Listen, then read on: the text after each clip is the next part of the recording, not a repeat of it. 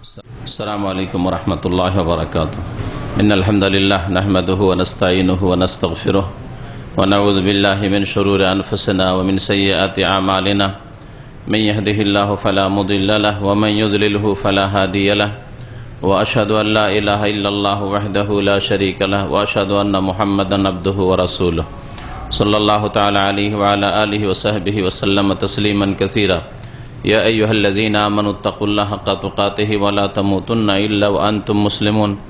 يا أيها الناس اتقوا ربكم الذي خلقكم من نفس واحدة وخلق منها زوجها وبث منهما رجالا كثيرا ونساء واتقوا الله الذي تساءلون به والأرحم إن الله كان عليكم رقيبا.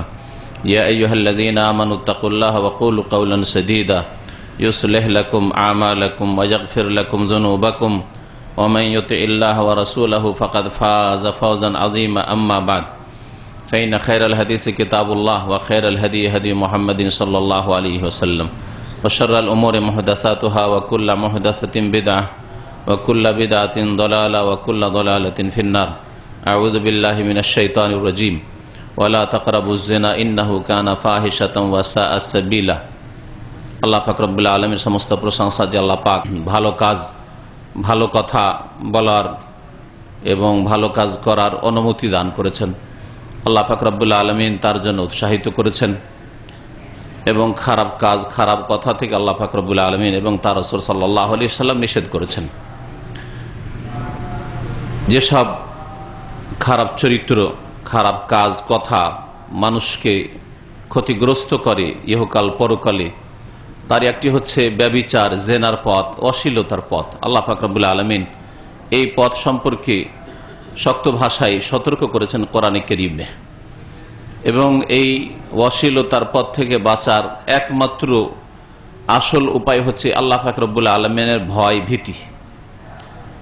যে ভয় যুগে যুগে আম্বিয়া এবং রসুলগণকে, আল্লাহ পাকের নেক বান্দাদেরকে পাপের কাজ থেকে, অন্যায়ের কাজ থেকে, অন্যায় কথা থেকে, অশ্লীলতা থেকে বাঁচিয়ে রেখেছে।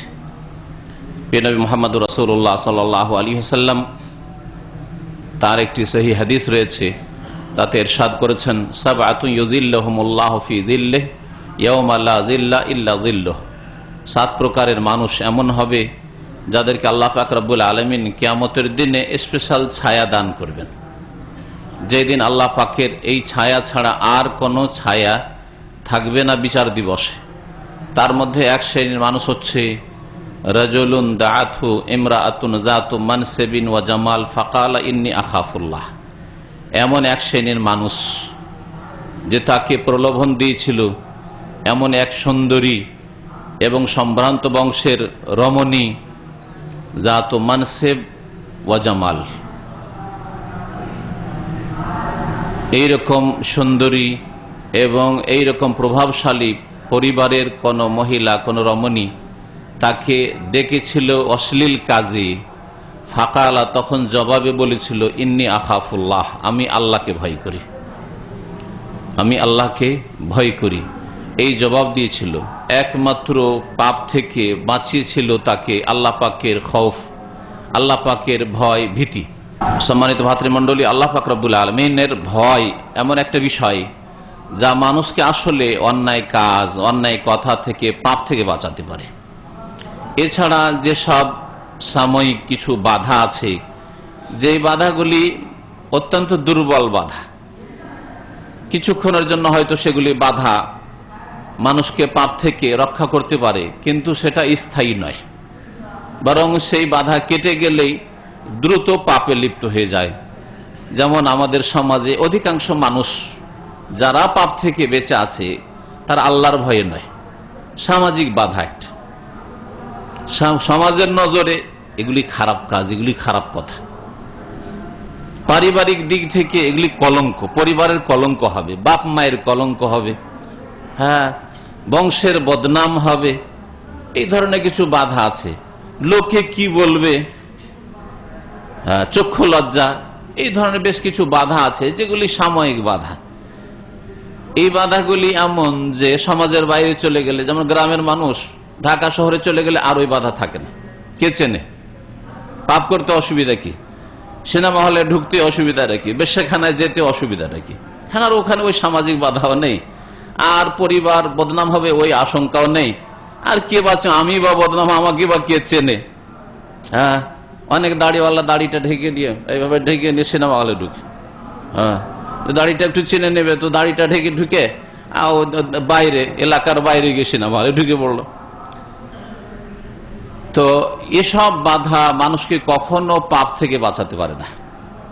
যখনই দেখতে পাবে যে না, এখন তার কেউ দেখে না, সমাজের লোক জানতে পারবে না, পরিবারের লোক টের পাবে না, কারো কাছে আমি বদনাম হব না, আল্লাহর কথা একেবারে গায়েব ব্রেন থেকে, যে আল্লাহ পাক যে দেখছেন, আল্লাহ পাক যে শুনছেন, আল্লাহ পাক যে জানছেন, আল্লাহ পাকের কাছে যে হাজির হইতে হবে, আল্লাহ পাক যে হিসাব নেবেন, জবাবদেহি করতে হবে, আল্লাহ পাক যে জাহান্নাম তৈরি করে রেখেছেন আমার এই মতো এই খারাপ চরিত্রের মানুষদের জন্য, পাপিষ্ঠ লোকদের জন্য, এইসব কথা একেবারে ব্রেন থেকে আউট। যার ফলে অধিকাংশ মানুষ আজকাল হচ্ছে পাপিষ্ঠ বা পাপে লিপ্ত। তাদের অন্তর থেকে আল্লাহ পাকের ভয় ভীতি একেবারে গায়েব হয়ে গেছে। কিন্তু যদি অন্তরে ভয় থাকতো আল্লাহ পাকের, আলাম ইয়ালাম বিআন্নাল্লাহ ইয়ারা, আল্লাহ পাক আম্মা পারার একটি ছোট্ট আয়াত, ক্ষুদ্র আয়াত কিন্তু অত্যন্ত অর্থপূর্ণ আয়াত। মানুষ কি জানে না? আলাম ইয়ালাম, মানুষ কি জানে না আন্নাল্লাহ ইয়ারা, যে আল্লাহ পাক দেখছেন, আল্লাহ পাক প্রত্যক্ষ করছেন। আল্লাহ তো তোমাকে দেখছেন। নাকি আল্লাহ পাক রব্বুল আলামিনকে যত কেউ দেখে তার মধ্যে সবচাইতে দুর্বল মনে করছো? তোমার বাপ দেখলে কখনো এই কাজ করতে না, তোমার মা যদি দেখার আশঙ্কা থাকতো কখনো এইরকম কাজ করতে না, তোমাদের সমাজের কোনো একজন যদি দেখার এটা সম্ভাবনা থাকতো যে কেউ দেখে ফেলবে, আমার ভাবি দেখে ফেলবে, আমার বোন দেখে ফেলবে, গ্রামের এলাকার লোক দেখে ফেলবে, চেয়ারম্যান দেখে ফেলবে, কখনো এই কাজ করতে না, থানা পুলিশ দেখে ফেলবে, কখনো এই কাজ করতে না। আর আল্লাহ পাক রব্বুল আলামিন দেখছে, আল্লাহ পাককে তাহলে এই সমাজের লোক চাইতে একেবারে দুর্বল অসহায় মনে করছো, বা পরোয়াই নেই তোমার, বেপরোয়া তো। চিন্তা করুন আপনি, যিনি আহকামুল হাকিমিন, যিনি সবচেয়ে বেশি ক্ষমতাশীল, যিনি সবচেয়ে বেশি জ্ঞানী, ইন্না বাতশা রাব্বিকা লাশাদীদ, যার পাকড়া হচ্ছে অত্যন্ত কঠোর প্রবল, সে আল্লাহ পাক রব্বুল আলামিন আপনার কাছে এত হালকা, আল্লাহ পাকের দেখার বিষয়টি আপনার কাছে এত মূল্যহীন, কোন মূল্য রাখে না। কেমন মুসলিম আপনি চিন্তা করুন। আলাম ইয়ালাম বিআন্নাল্লাহ ইয়ারা, মানুষ কি চিন্তা করেন না যে আল্লাহ পাক দেখছেন, আল্লাহ পাক শুনছেন, আল্লাহ পাক জানছেন? নবী করিম সাল্লাল্লাহু আলাইহি ওয়াসাল্লাম বলছেন যে ওই ব্যক্তিকে আল্লাহ পাক রব্বুল আলামিন জান্নাত তো দেবেন স্পেশাল সেই বিচার দিবসে, হাসরের মাঠে, যখন মানুষ ঘামে হাবুডুবু করবে, নবী করিম সাল্লাল্লাহু আলাইহি ওয়াসাল্লামের সহিহ হাদিস, সেই সময় আল্লাহ পাক রব্বুল আলামিন ছায়া দান করবেন, ইউযিল্লুহুমুল্লাহু ফি যিল্লিহি, আল্লাহ পাক তার স্পেশাল ছায়া দান করবেন। ইন্নী আখাফুল্লাহ বলেছিল, আমি আল্লাহকে ভয় করি, আল্লাহর ভয়ে আমি নামাজ পড়ি, আল্লাহর ভয়ে ফজরে উঠাবার জন্য কোনো লোক লাগে না আমাকে, আল্লাহর ভয়ে আমি গুনাহ থেকে বেঁচে থাকি, আল্লাহ পাক রব্বুল আলামিনের ভয়ে আমি অন্যায় কাজ করি না, অন্যায় কথা বলি না, আল্লাহ পাক রব্বুল আলামিনের ভয়ে আমি জিনার ধারেও যাই না, কাছেও যাই না। ফাকালা ইন্নী আখাফুল্লাহ, এই ভয় আম্বিয়া এবং রাসূলগণের অন্তরে সবচেয়ে বেশি ছিল। তাদের যারা সত্যিকার অনুসারী, সালেহিন, সিদ্দিকিন, সৎকর্মশীল, তাদের অন্তরে সবচেয়ে বেশি ছিল। যুগে যুগে এর বহু ইতিহাস রয়েছে। ইউসুফ আলাইহিস সালামের ঘটনা দেখুন। আর এখানে আরেকটি কথা মনে রাখবেন, যে যত বেশি আল্লাহ পাক রব্বুল আলামিনকে ভয় করবে এবং আল্লাহর ভয়ে গুনাহ থেকে, অন্যায় কথা কাজ থেকে বেঁচে থাকবে, তাকে তত বেশি আল্লাহ পাক সম্মানিত করবেন, আখিরাতে তো করবেন, সবকিছু ধার নয় যেমন আজকালকার অনেক মানুষে মনে করে, আল্লাহ নগদ নগদ সম্মানিত করবেন। আল্লাহ পাক রব্বুল আলামিন তাকে তত বেশি উত্তম প্রতিদান, বদলা দান করবেন। ছাড়লেন একটা ক্ষুদ্র জিনিস, আল্লাহ বড় জিনিস দেবেন। খুব সহজ ভাষায় বোঝার চেষ্টা করেন। এই জন্য একটি হাদিসে রয়েছে, মান তারাকা শাইআ লিল্লাহ, কেউ যদি আল্লাহ পাকের সন্তুষ্টির জন্য কোনো কিছু ছেড়ে দেয়, আল্লাহকে রাজি করার জন্য একটা রিয়াল ছেড়ে দিলেন আপনি, কারণ এই রিয়ালটা মনে হয় আমার জন্য হালাল হবে না, আল্লাহকে রাজি করার জন্য একটা রিয়াল ছেড়ে দিলেন, আওয়াদাহুল্লাহু খায়রাম মিনহা, আল্লাহ এর চাইতে অনেক ভালো আল্লাহ পাক আপনাকে দান করবেন। আল্লাহ পাকের সন্তুষ্টির জন্য যে কোনো সময় পাপের সুযোগ পেয়েছিলেন, ভোগবিলাস, হারাম ভোগবিলাসের সুযোগ পেয়েছিলেন, কিন্তু তারাকা শাইআন লিল্লাহ, আল্লাহ পাকের সন্তুষ্টির জন্য আপনি ছেড়েছিলেন যে আল্লাহ আমার রাজি হবে। এখানে সুযোগ পাওয়া সত্ত্বেও যদি আমি পাপ থেকে, চোখের পাপ থেকে, কানের পাপ থেকে, হাতের পাপ থেকে, কথার পাপ থেকে, কাজের পাপ থেকে যদি নিজেকে বাঁচিয়ে রাখি, নবী করিম সাল্লাল্লাহু আলাইহি ওয়াসাল্লাম থেকে হাদিস, আউয়াজাহুল্লাহ, আল্লাহ পাক তাকে বদলা দেবেন খায়রাম মিনা, তার চাইতে উত্তম। আপনি হয়তো জেনা ব্যভিচার থেকে আপনার যৌবনে বেঁচেছিলেন, তাই আল্লাহ আপনাকে নেক নারী দান করেছেন, খায়রাম মিনহা। সতী পরহেজগার আল্লাহ আলী নারী দান করেছেন, যে কখনো তার চরিত্র নষ্ট করেনি।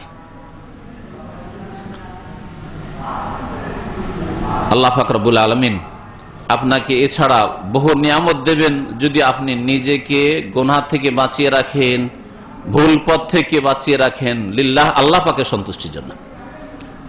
ইউসুফ আলাইহিস সালাম আল্লাহ পাক রব্বুল কত রকম করে পরীক্ষা করলেন, কত অসহায় অবস্থায় ছিলেন, কোথায় কূপে পড়ে মার খেলেন, ভাইদের কূপে ফেলে দেওয়া হলো। কোন আশা ছিল যে এখান থেকে উঠবো না, এখানে মরে শেষ, এখানে শেষ। ওখান থেকে যাই হোক আল্লাহ পাক উঠালেন, আবার বিক্রি হয়ে গেলেন, দাস। দুনিয়ার সবচেয়ে সুন্দর মানুষ বলা যেতে পারে, বলা হচ্ছে তার সম্পর্কে অর্ধেক সৌন্দর্য। নবী সাল্লাল্লাহু আলাইহি ওয়াসাল্লামের সেই হাদিস রয়েছে, শাতরাল হোসন, অর্ধেক। মেরাজের হাদিসে নবী করিম সাল্লাল্লাহু আলাইহি ওয়াসাল্লামের এই কথাটি রয়েছে, ইউসুফ আলাইহিস সালামকে দুনিয়ার সৌন্দর্যকে ভাগ করে অর্ধেক সৌন্দর্য তাকে দেওয়া হয়েছিল। সেই সুন্দর মানুষটি, সেই সুন্দর যুবক কৃতদাস গোলাম হয়ে যাচ্ছে, মার্কেটে কেনা বেচা হচ্ছে, তা ওয়াশারাউহু বিসামানিন বাখসিন দারাহিমা মাদুদা, অল্প কয়েকটা দিরহাম, অল্প কয়টা পয়সার বিনিময়ে বিক্রি হচ্ছে, কোনো মূল্য নাই। আল্লাহ পাক যে কোনো অবস্থায় ধৈর্য ধারণ করতে বলেছেন, ধৈর্যের সাথে এসব বরদাস্ত করছেন। আর কত মেহনত পরিশ্রম করলাম। চিন্তা করেন, একজন এমনি বেতনে যারা কাজ করেন তাদেরকে মেশিন মনে করে অনেকে, যে আপনি মেশিনের মতো কাজ করেন, আপনার আবার রেস্টের কি আছে? হ্যাঁ, আপনাকে বেতন দিচ্ছে, আপনাকে কাজ করে না। তাহলে যে গোলাম, যার কোনো ব্যক্তি মালিকানা নেই, কৃতদাস, কত মেহনত পরিশ্রম করতে হয়েছে, কত জুলম অত্যাচার বরদাস্ত করতে হয়েছে, কত কথা শুনতে হয়েছে। আল্লাহ পাক রব্বুল আলামিন সেখান থেকে পৌঁছে দিলেন, বিক্রি হইতে হইতে দাস হয়ে, কৃতদাস হয়ে পৌঁছে গেলেন আজিজে মিসর, মিশরের শাসকের বাড়িতে পৌঁছে গেলেন। আর মিশরের শাসক আজিজ মিসর, তার স্ত্রী পাগল হয়ে গেল। ইউসুফ আলাইহিস সালামের চরিত্র দেখেন, আর আপনি নিজের চরিত্রকে তার সাথে কম্পেয়ার করেন, তুলনা করে দেখেন। আপনার কাছে একটা যদি ভুল কল চলে আসে বাই চান্স, আর মহিলার আওয়াজ শুনে নেন, আজকালকার অধিকাংশ মুসলিম কি অমুসলিম কাফেরের কথা বলবেন, অধিকাংশ মুসলিমের চরিত্র এত নিচে নেমে গেছে যে ওর পিছেই পড়ে গেলেন, দেখি কি আছে, কথা বল, বারবার কল দেওয়া শুরু করে দিলেন। এই শয়তানি চরিত্র একটা মুসলিমের কি করে হইতে পারে? অথচ আল্লাহ পাক বলেছেন তোমাদের জন্য আদর্শ আম্বিয়া রাসূলগণ, ইউসুফ আলাইহিস সালাম তোমাদের জন্য আদর্শ। উলাইকাল্লাযিনা হাদাল্লাহ, আল্লাহ পাক এদেরকে তো সঠিক পথ দেখিয়েছেন। ফাবিহুদাহুম মুক্তাদি, তাদের অনুসরণ তুমি করো, নবী রাসূলদের চরিত্রের অনুসরণ করো। ইউসুফ আলাইহিস সালাম কত সুন্দর সুযোগ পাচ্ছেন, সুযোগ কত সুন্দর পাচ্ছেন, কিন্তু এই সুযোগকে সুযোগ বলছেন আল্লাহ পাকের পক্ষে পরীক্ষা। আল্লাহ কি মুসিবতে পড়লাম, আল্লাহ এই মুসিবত চাইতে তো জেলের মুসিবত ভালো।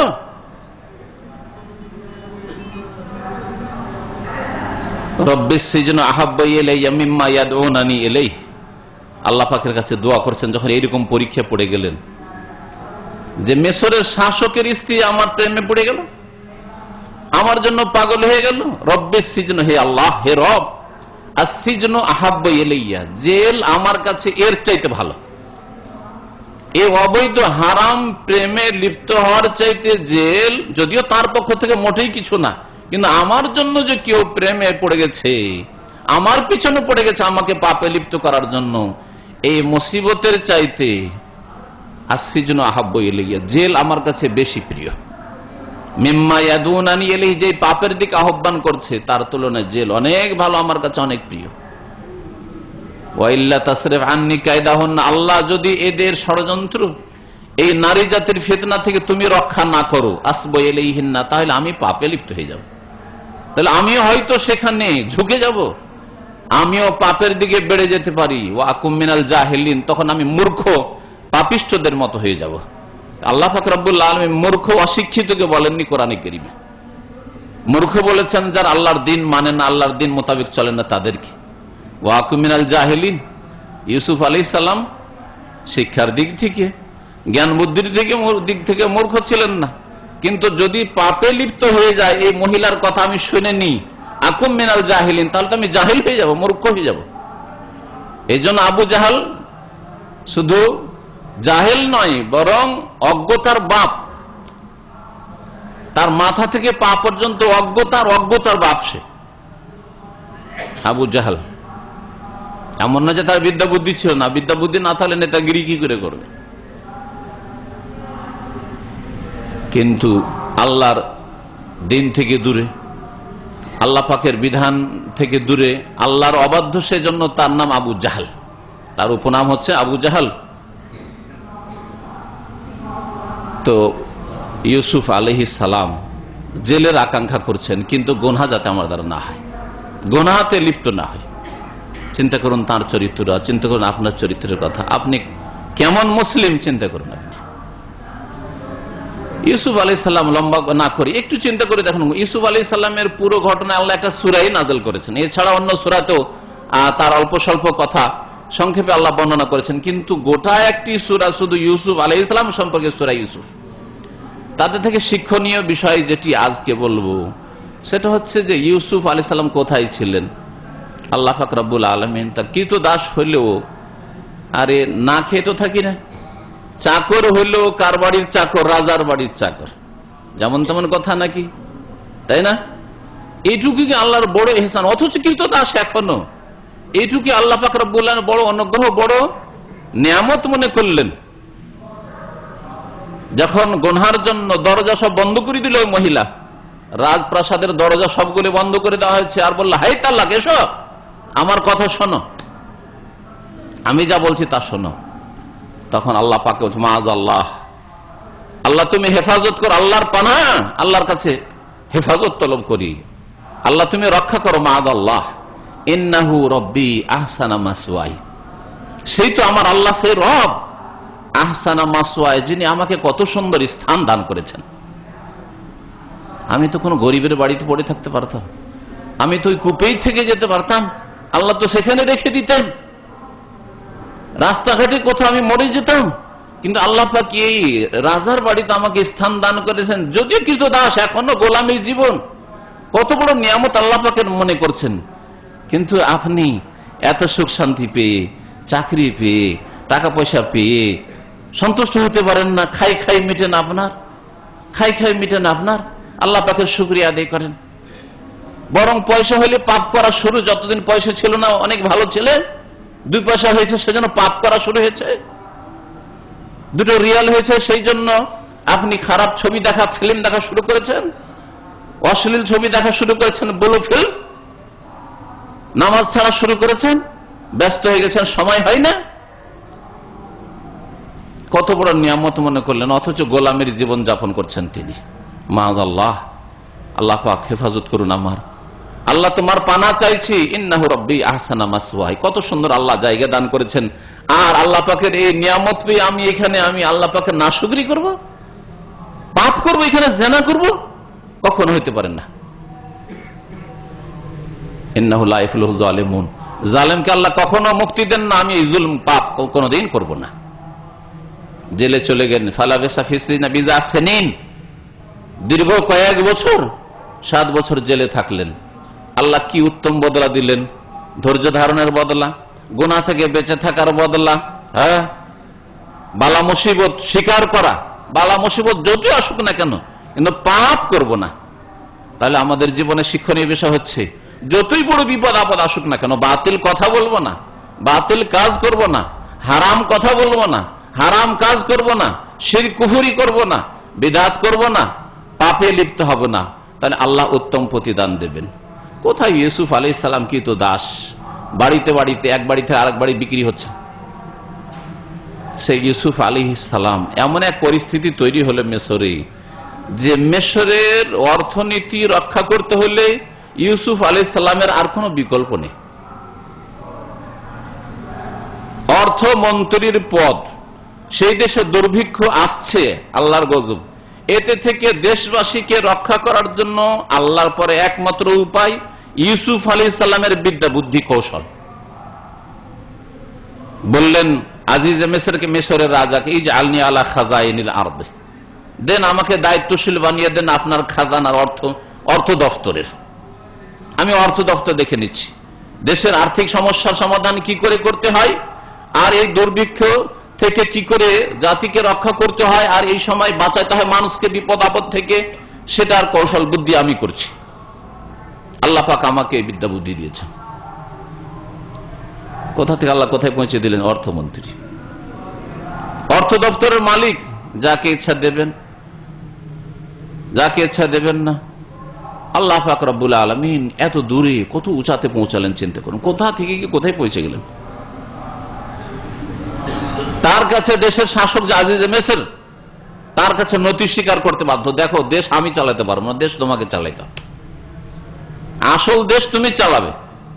যদিও নামকে অস্তে আজিজে মিসর হচ্ছে শাসক, কিন্তু আসল দেশ পরিচালনা করছেন ইউসুফ আলাইহিস সালাম। আল্লাহ পাক কত বড় নিয়ামত দিলেন। পাপ থেকে, গোনা থেকে বাঁচার জন্য আওয়াদাহুল্লাহ খায়রাম মিনহা, উত্তম বদল আল্লাহ পাক রব্বুল আলামিন দেশের প্রশাসন ক্ষমতা, দেশের পরিচালনা, দেশের নেতৃত্ব আল্লাহ পাক দিয়ে দিয়েছেন ইউসুফ আলাইহিস সালামকে। শুধু তাই নয়, বাপ হারিয়েছেন, ভাইদেরকে হারিয়েছেন, আল্লাহ পাক তাদেরকেও পৌঁছে দিলেন। আব্বার সাথে দেখা হইল, ভাইদের সাথে দেখা সাক্ষাৎ হইল। ভাইদের যে অন্তরে হিংসা বিদ্বেষ ছিল, যাদের অন্তরে, যারা কষ্ট দিয়েছিল, বরং মেরে ফেলার চেষ্টা করেছিল, তারা ভেবেছিল মেরে ফেলেই দিয়েছি, তারা গিয়ে নতি স্বীকার করলো, ভুল স্বীকার করলো। কত উদার অন্তর! আমাদেরও সেরকম উদার অন্তর হইতে হবে। লা তাসরিবা আলাইকুম লিয়াউম, কোনো তিরস্কার করব না তোমাদের, কোনো মারধর করব না, আর গালমন্দ করব না, তোমাদের কিছুই বলবো না। ইয়াগফিরুল্লাহু লাকুম, আল্লাহ পাক তোমাদের যেন মাফ করেন, আল্লাহ তোমাদের মাফ করেন। এইরকম অন্তর একজন মুসলিমের হওয়া উচিত। আর এরকম অন্তর যদি হয়তো আল্লাহ পাক রব্বুল আলামিন বরকত দেবেন। আজকে কিছু ছাড় দিলেন, আল্লাহ পাক রব্বুল আলামিন আপনাকে বহু ছাড় দেবেন। দুনিয়ায় আপনি ছাড় দেবেন, আল্লাহ পাক রব্বুল আলামিন আপনাকে আখিরাতে ছাড় দেবেন। বহু গুনাহ আল্লাহ পাক মাফ করে দিয়ে আপনাকে বিনা হিসাবে জান্নাত দেবেন। এইসব বড় আশা রাখতে হবে রব্বুল আলামিনের কাছে। আল্লাহ পাক রব্বুল আলামিন যেন আমাদেরকে সংশোধন করার তৌফিক দান করেন। আল্লাহ পাক রব্বুল আলামিন আমাদের অন্তরে আল্লাহ পাকে যেন ভয় ভীতি দান করেন। আল্লাহ পাকের ভয় ফিরে আসে আবার ওই দিকে। আল্লাহ পাকের ভয় অন্তরে তৈরি করেন, মজবুত করেন, যে আল্লাহ পাক রব্বুল যে কোনো সময় ধরে নিতে পারেন। আর আল্লাহ যদি ধরে নেন, কোন শক্তি আপনাকে রক্ষা করতে পারবে না। এই জন্য সবসময় আল্লাহকে রাজি রেখে আপনি কদম উঠাবেন। একটা পাও আপনার উঠবে না যতক্ষণ পর্যন্ত আপনি চিন্তা না করে নেবেন যে কদমটা উঠাচ্ছি, যেদিকে আমি যাচ্ছি তাতে আল্লাহ রাজি হবেন না নারাজ হবেন, আল্লাহ পাক সন্তুষ্ট থাকবেন না, আল্লাহ পাক রব্বুল আলামিনের গজব নেমে আসবে যদি আমি এইরকম কথা বলি, এইরকম কাজ করি, এইরকম সিদ্ধান্ত নিই, এইভাবে চলি। আল্লাহ পাক রব্বুল আলামিন যেন আমাদেরকে নেক আমলের তৌফিক দান করেন। আল্লাহ পাক রব্বুল আলামিন পরকাল সম্পর্কে চিন্তাশীল হওয়ার যেন তৌফিক দান করেন। আল্লাহ পাক আখিরাতে আমাদের জবাবদেহির যেন তৌফিক দান করেন। আল্লাহ পাক আমাদেরকে বিনা হিসাবে জান্নাতুল ফিরদাউস যেন তার দান করেন। সুবহান রাব্বিকা রাব্বিল ইজ্জাতি আম্মা ইয়াসিফুন ওয়া সালামুন আলাল মুরসালিন ওয়ালহামদুলিল্লাহি রাব্বিল আলামিন।